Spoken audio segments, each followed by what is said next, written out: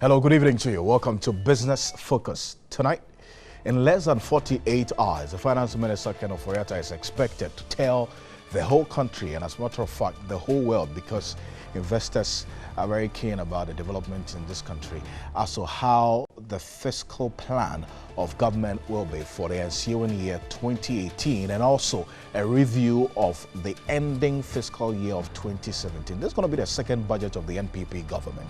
A number of indicators have been given to us already, some 25% reduction on tariffs for the industry. We're also looking at employment and also issues related to agriculture. Government has given some indicators, and as a matter of fact, there's been lots of expectations greeting this particular budget. Tonight, what we're going to be doing is a pre-analysis of the various aspects of the budget as it relates to what. But the minority in Parliament has rendered a damning verdict of the management of this particular economy in the 11 months of the Akufo-Addo-led government. We'll be finding out if it is a fair verdict by the minority NDC in Parliament, or it is a tainted verdict of the management of the economy. You want to join us tonight here on Business Focus. My name is Alfred Okansi. We're going to go for a brief of the various business stories that made the headlines throughout the week. And when we're back, we'll get into the studios and engage our guests who are already seated to do some analysis with us.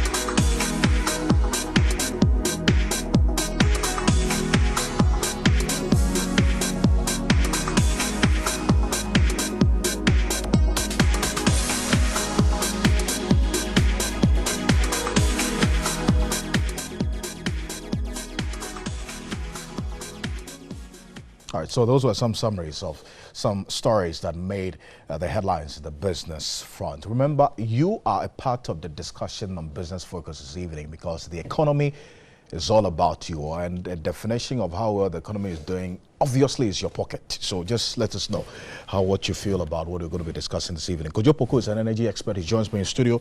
Also, Edu Suksa-Korea is an economist with the University of Ghana, also with Institute of Fiscal Studies, IFS, and then also Mr. Ben Amoah Ajay is an analyst with First Bank. They're all with us here in studio. Gentlemen, good evening to you. Thank you for joining me this evening. We're doing well. Hopefully the economy would, in fact, the budget will make us smile a little more in the next 48 hours, all other things being equal. But then, before we get into the discussion, I've been talking about expectations ahead of the 2018 budget expected to be presented by the Finance Minister. The Association of Ghana Industries looks forward to a budget that will see government sustain the economic stability industries are experiencing at the moment. They ever anticipate an industrial plan that will outline how government intends to carry out some of the projects. It's outlined. Let's hear from the AGI. We'd like to see in the budget mechanisms, strategies, and arrangements being made to ensure that the stability we've achieved this year is actually going to be sustained in 2018. And then also the policy rate coming down, its effects on interest rates. Are we going to see reduction in the interest rate as predicted? So that is, and what is it going to take for that to happen? So we'd like to see that as well. And then again, in the 2018, government has a focus on industrialization, which we commend and we are indeed supporting. And that's how come they have initiatives such as the One District, One Factory, stimulus package, industrial enclave development, and all that. So very beautiful plans for industrial development. We want to see it reflected in the budget. In the budget, I'm sure there should be a provision for supporting this initiative to happen, both at the local level and then at the national level, at the regional level as well. So in the budget, we'll be looking forward to seeing a budget line for supporting these initiatives regarding industry. And then when the budget is made, we'd like to see the releases of the funds that has been earmarked to support One District, One Factory, stimulus package, and all that. So that is another expectation we have. Well, so that's the Association of Ghana Industries. They're telling us exactly what the expectations are. And the president speaking to them, we're going to get into the president's speech very shortly over the weekend, indicated that the first quarter of 2017 recorded an impressive growth rate of 11.5% when it comes to industry's growth, the highest sectoral growth in the economy, and industry is going to be giving all the assistance that is needed. Now, let me start off with you, Mr. Sarkodie. Now, you hear the AGI talk about the fact that they're expecting interest rates to go down. And what we witnessed in 2017, all the major indicators or influences of interest rates have witnessed a downward trend or a reduction, policy rate, inflation, but interest rates haven't really seen what I call a correspondent reduction, even though there's been some percentage points reduction in it. Are you going to say that the AGI's expectation is going to be met with the trends analysis? We hope so. We hope that their expectations be met. You see, government wants to embark on industrialization, and government doesn't have enough fiscal space. Therefore, they have to partner with the private sector, and the private sector would need funds from the banks. But if your interest rate is so high, then they may not be able to borrow as much as they want. The linkage between the policy rate and the interest rate has always been a problem. The Bank of Ghana usually wants to reduce the policy rate with the idea that the interest rate will follow suit. Right. But that's what we see. It tells us that the equations of these banks for determining the interest rate has something more to do with whatever they have, the variable they have, more than the policy rate. One of them could be their profit margin, and the other could be the non-performing loans. Because if I'm a bank and I have so much non-performing loans, government has borrowed so much from me, he hasn't paid, then of course you don't expect my interest rate to come down. The profit margin, and it could be other variables that are not seen by those of us in the public. Of course, like you said, we expect increase, a continuous increase in operational costs, which some of which have questioned exactly. Some of the modules that the banks run in this country. Exactly. Remember that the doing business ranking, Ghana's doing business ranking has gone down, and it shows that doing business in Ghana hasn't improved that much. So there are a number of factors that these banks consider, other than the policy rate and the treasury bill that you mentioned. The cost of running their banks is key to them. And of course, they are not charity organizations. They want to make profit, so they will by all means increase their interest rate. However, I think that it is a big problem in the country. Interest rate, an average of maybe 32 to 35%. If you borrow 100 cedis, you are paying 32 cedis more at the end of the year. It's very high. Other countries are charging 1.9 and 2%. I mean, our interest Coast is about 7%. Yes, right? Our interest rate is very, very high, and that is key. It's something that the AGR has been very much concerned about. And I think that if we want to embark on industrialization, given the fact that government doesn't have enough fiscal space and therefore want to partner the private sector, then there's every need to make sure that the private sector partners government well by reducing the interest rate. Mr. J, would it be realistic to have the AGI expect a reduction in interest rates going into the fiscal year 2018? It would be. I think the current dichotomy we have seen between the policy rates and the interest rates are fairly reasonable for a number of factors. One of them being what Mr. Sarkodie has said, the very high NPLs on the bank's books. So if they are having to write off a lot of their loans, you don't really expect them to reduce interest rates for everybody else. Then it would be like we are subsidizing or...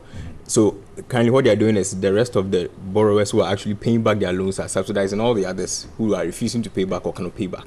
That's one of the problems.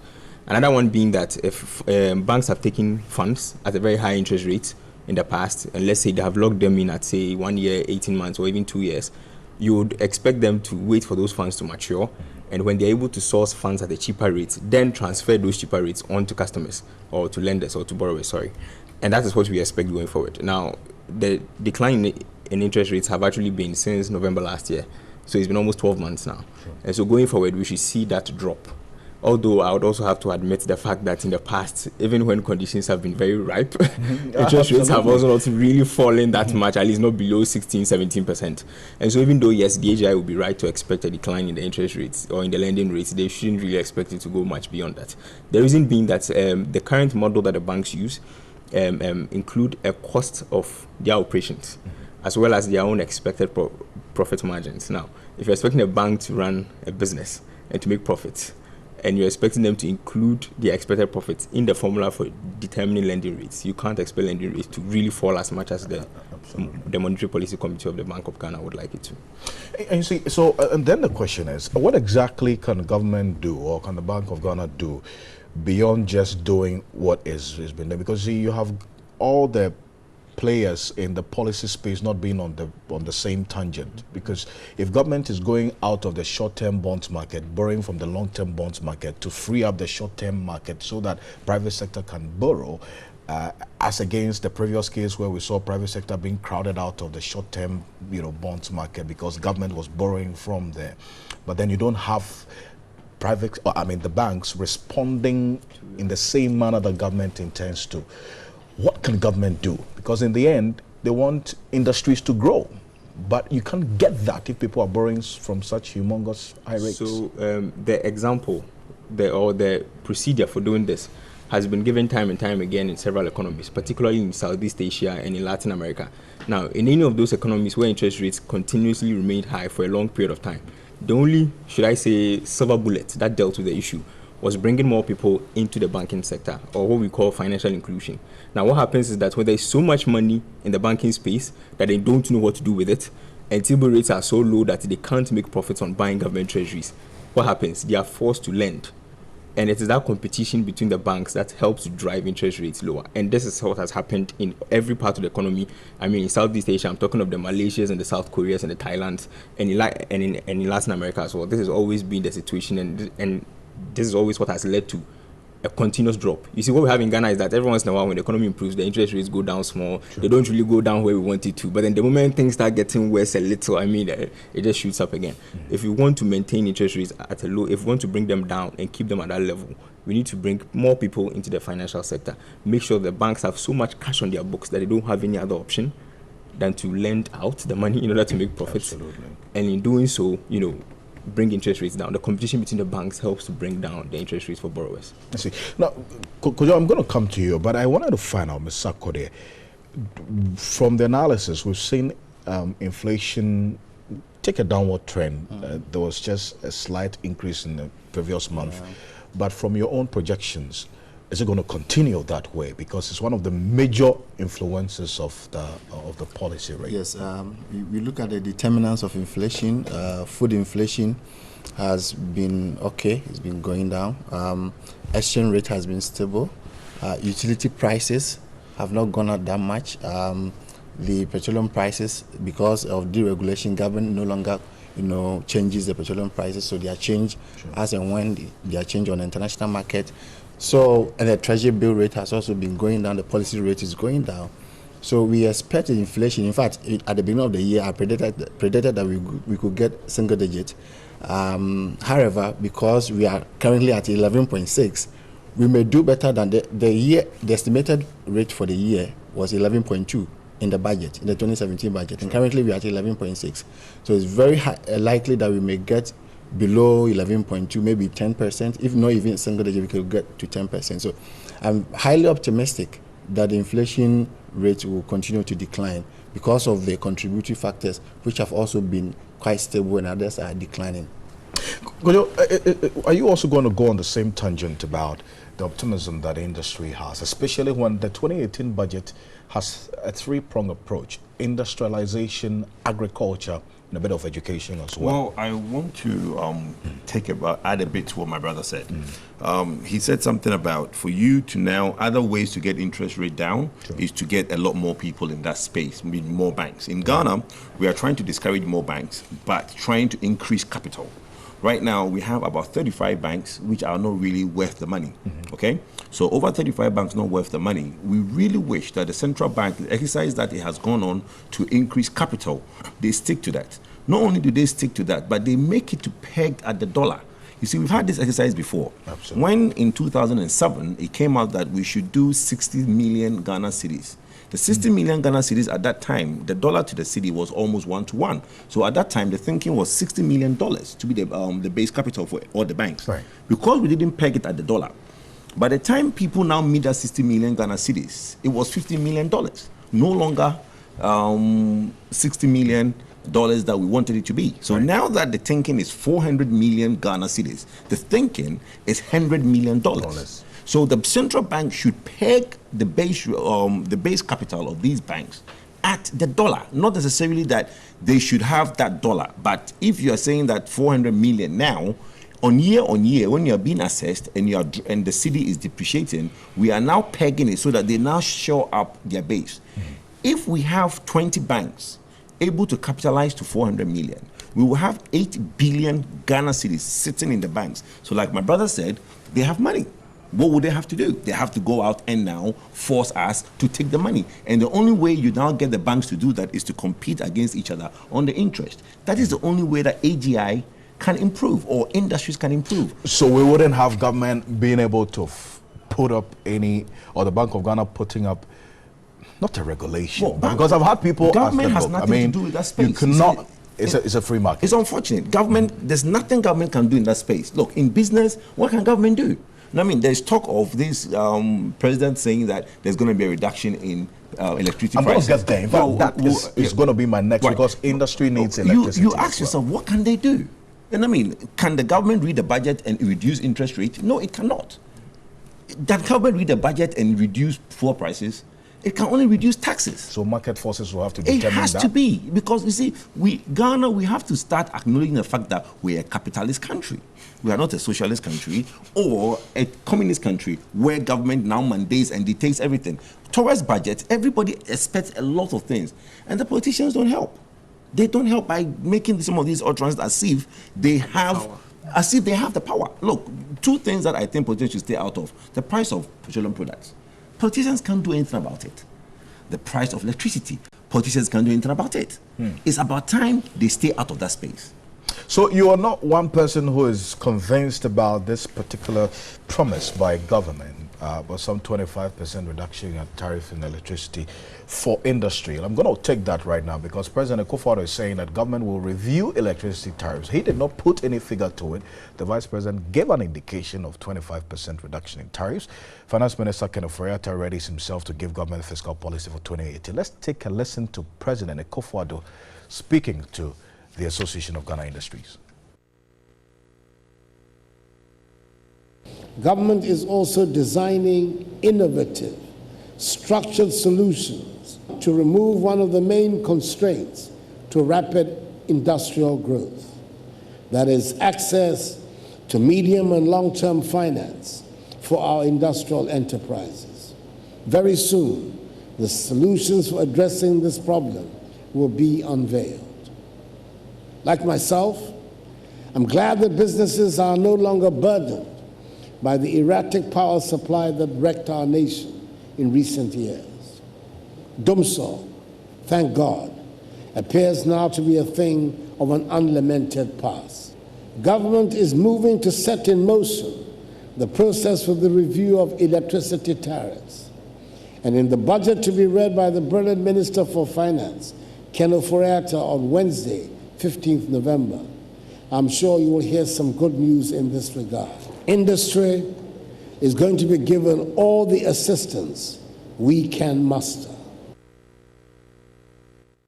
So that's President Akufo-Addo speaking there at the AGI, 6th AGI Ghana Industry and Quality Awards. He did not put any figure to it in terms of the margin of reduction, but according to Dr. Mahmoud Bawumia, he's quoted here at the Global Business Forum on Africa in Dubai, said that we will actually be seeing some significant reduction in the cost of electricity for industrial production next year in Ghana, and that can be as much as 25%, and that should be a major catalyst for industrial production, and that's one of the areas that the 2018 budget is going to be looking at. And you're saying that this is not the way to go for government. You know what?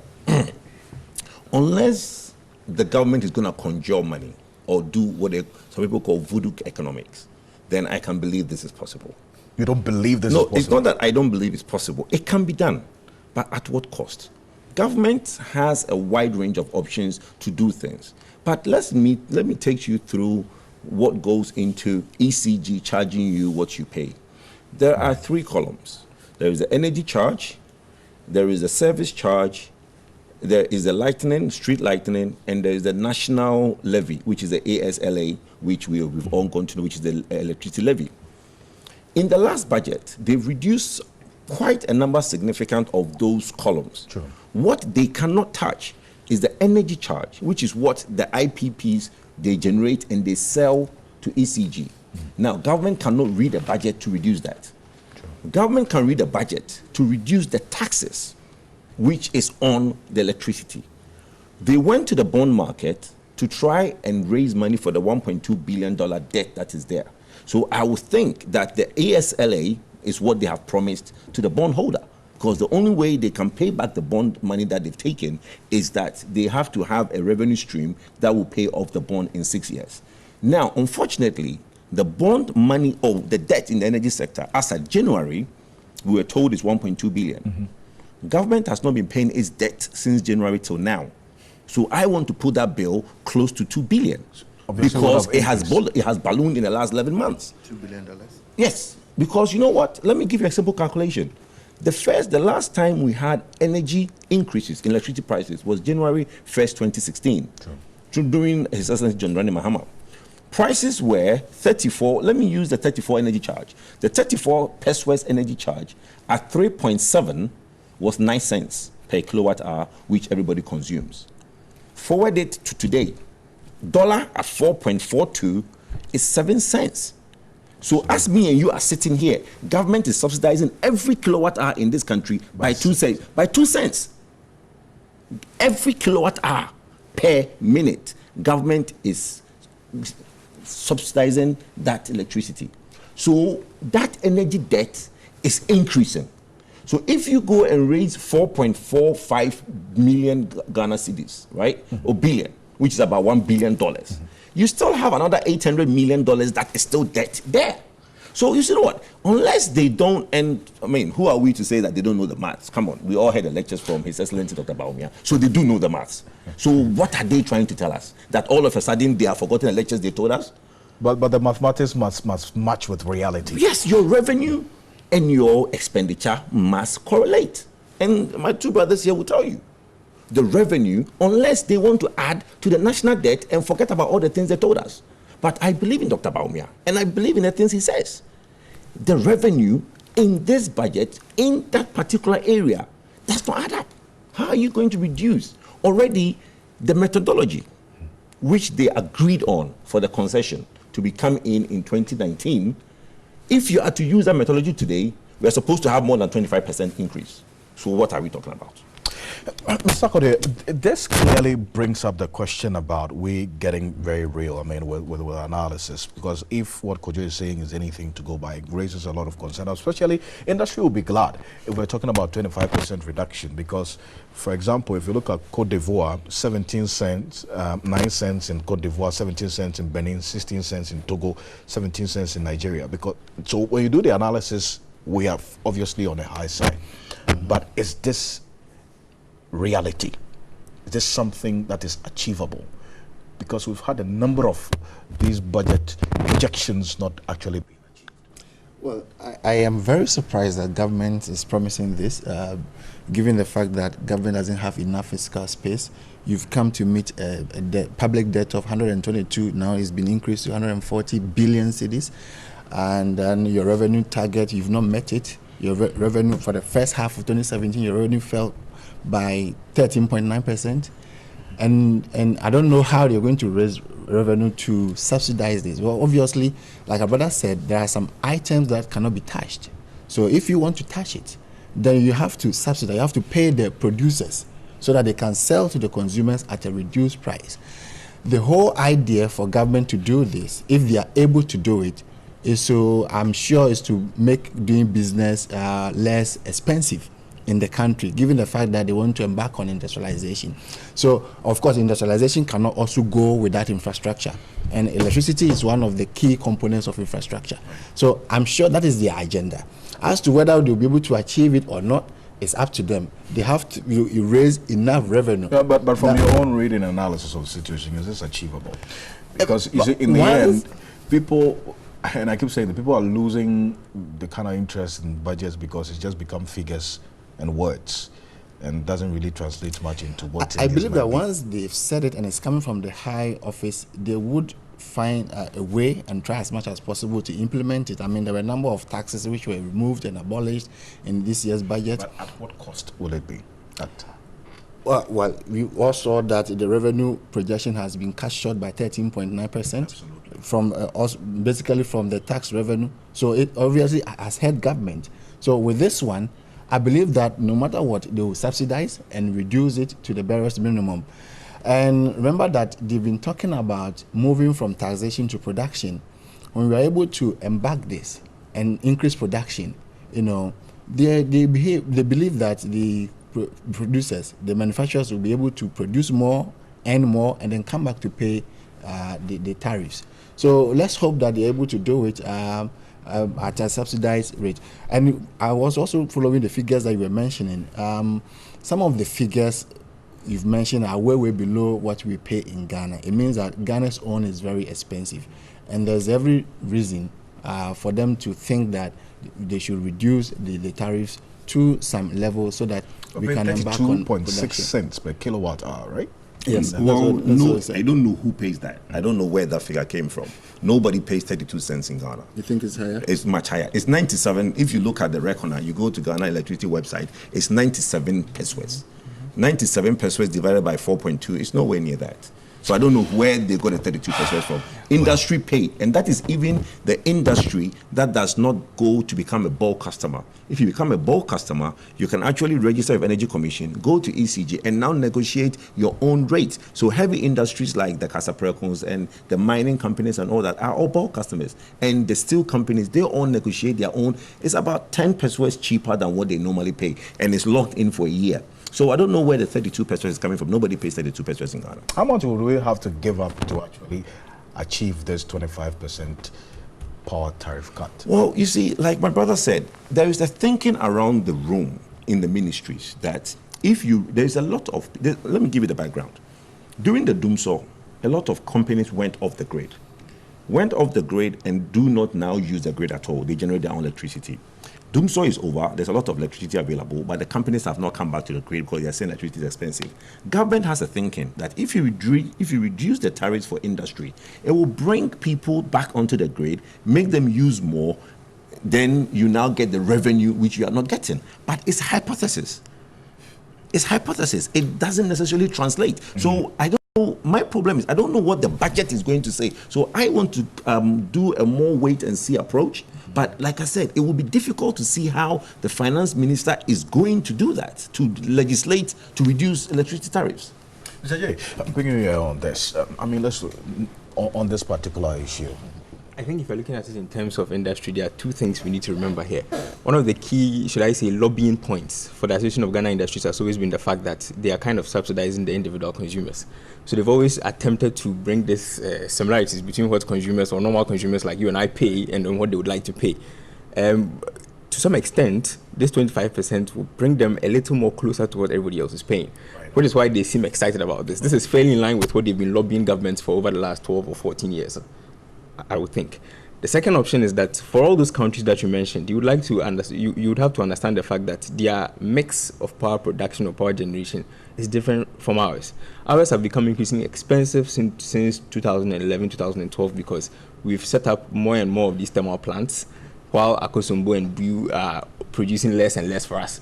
And so it has become increasingly expensive for even VRA and even the IPPs to produce power, as it were like 6 or 7 years ago. And so it has become increasingly expensive, which is what beggars the question why anybody would want to interfere in those prices and actually bring them down. Again, like Mr. Sarkodie said, they must have some very interesting ideas about this. And I suspect, yes, it's to drive industrialization, it's to drive growth. Instead of using taxation, they are trying to produce more power for more people, hoping that manufacturing would go ahead. You see, but the key issue is it enough? Right. Is it enough? Is this 25% cut, which might not even be up to 25% in any case? Is it enough to drive the kind of industrialization and production that we need? Because if it isn't, it's going to be a cost to the government with a less than proportionate benefit. The focus on revenue generation, but how about revenue leakage? That's going to be my final. How do we block the leakages in revenue in 30 seconds to run through? There's a lot of leakages in the system, as you rightly said. I think that we must strengthen our laws, make sure that the laws are enforced in the country. Those who don't pay, those who evade, those who avoid must be brought back to pay.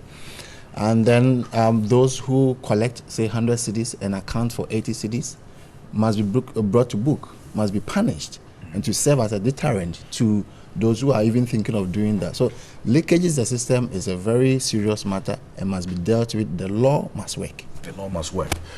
Well, I believe in that. I am a fan of punishment. I think people should be jailed. The more people that are jailed for evading of taxes, the more people that would now pay and will not evade.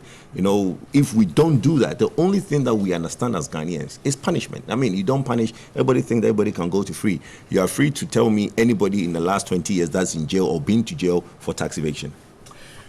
Mr. J. In the US, the tax authorities are some of the most feared people in the country. They have jailed some of the biggest politicians and celebrities you can ever imagine. That is the way to solve the problem. That's the only way. That's the only way. That's the only way to solve the Obviously, Neymar can go to prison or serve community. Anybody at all. Absolutely. They got anybody on that street. Nobody is above the tax law. Even Gambino fell on the tax law. Absolutely. Everybody. Gentlemen, I'm grateful. Thank you so much. And this is just a build-up to the budget in less than 48 hours. As I said, the finance minister doesn't catch a cold, or probably any of his deputies don't fall sick. Wednesday, 11 a.m., all other things being equal, we should hear from him. And stay with us here on TV3. We're going to be doing a lot of build-up ahead of that particular presentation. Do also Sarkodie, economist in the University of Ghana, and also the Institute of Fiscal Studies. Thank you so much. I'm so grateful. Benam YJ, analyst with First Bank. Ben, I'm grateful. And also Mr. Kojopoku Sarkodie. Kojopoku, he's an energy expert, joining us this evening. I'll be back, and we're getting to our mover segment for today. Do stay.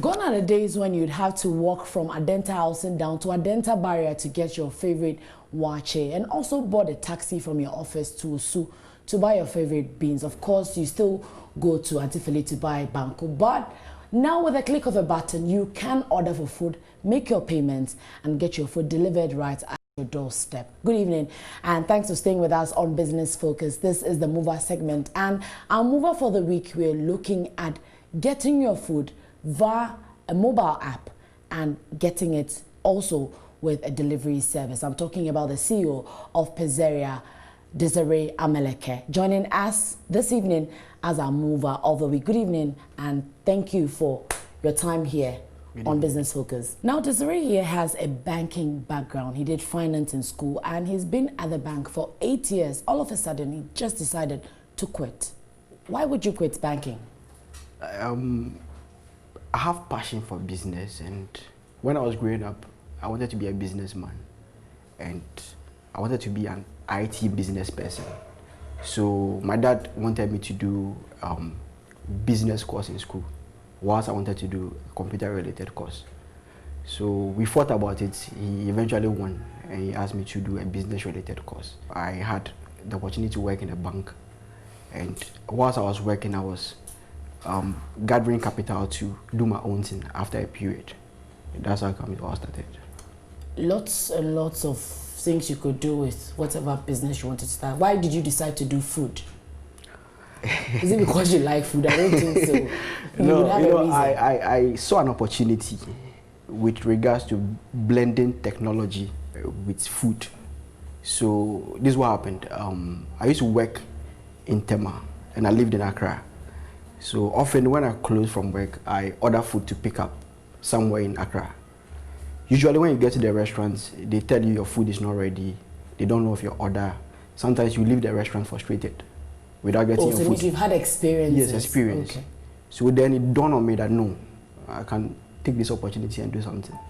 So I was like, why can't I develop an online system where you would get a list of restaurants on it, get a team at the back to follow up on your order for you. The idea came up. Okay.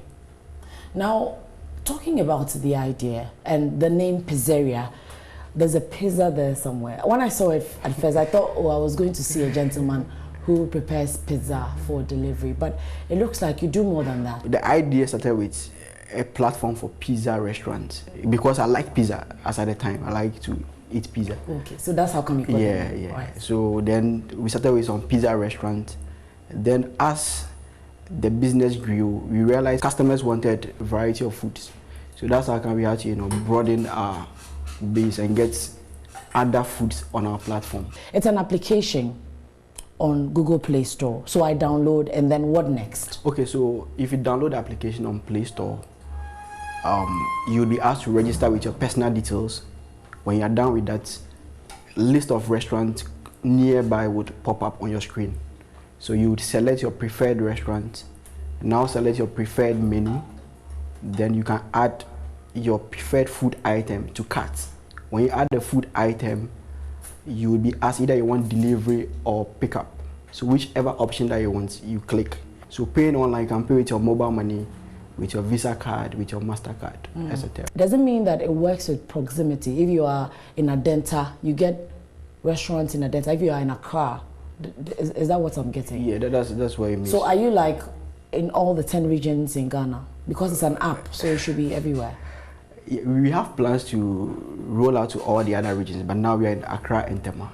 Now let's look at your startup capital, having a mobile app. Who developed the software? Did you do it yourself? How did you get it? And how much did you start with?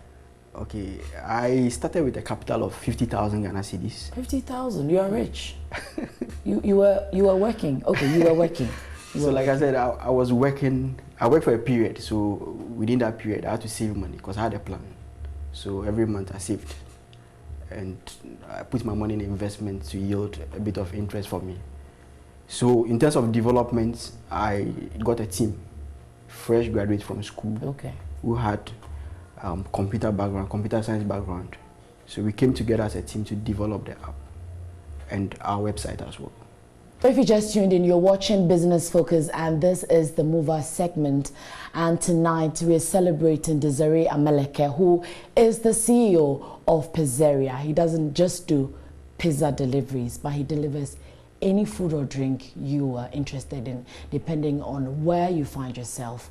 Well, thanks for staying with us once again. Now, I was talking about how it started. We've looked at how it started, the areas you've covered so far. Let's look at the employment base. How many people are you working with now, and what exactly are you doing with these people you have? Because I know it's an app. So, So the beginning was very funny. We were three of us started the business, and now I can say we have close to about 50 employees who are working for us. So we have several divisions.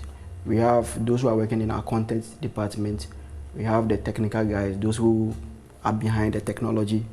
We also have our customer engagement team. We have our operation people. Then we have our delivery guys also on the field, all over the city, Accra and Tema, who are working for us. Now, when it comes to issues of food, one would ask about food safety. Even though you are a middleman for these businesses, what checks have you done to make sure that these people you're dealing with have their papers in terms of verifications and their licenses and documents in place? Because you should know who you're working with. In case of any legal matters, what checks have you done so far? Okay, so the idea was to get the top brands in the city on our platform. And most of these brands, when you go to their outlets, they have these certificates hanging there from the various authorities. So those are the things we normally look at before signing them up. As Nanekia Mensah Brampa there with the Mover segment, and we celebrate young entrepreneurs who are doing amazing things and also having a social impact. That's really the underlying factor. But I want to thank you very much for staying with us here on Business Focus. On behalf of the rest of the team, we're grateful. And remember, we're going to be doing a lot of build up to the budget presentation on Wednesday. Thank you. My name is Alfred Kansi. Good evening.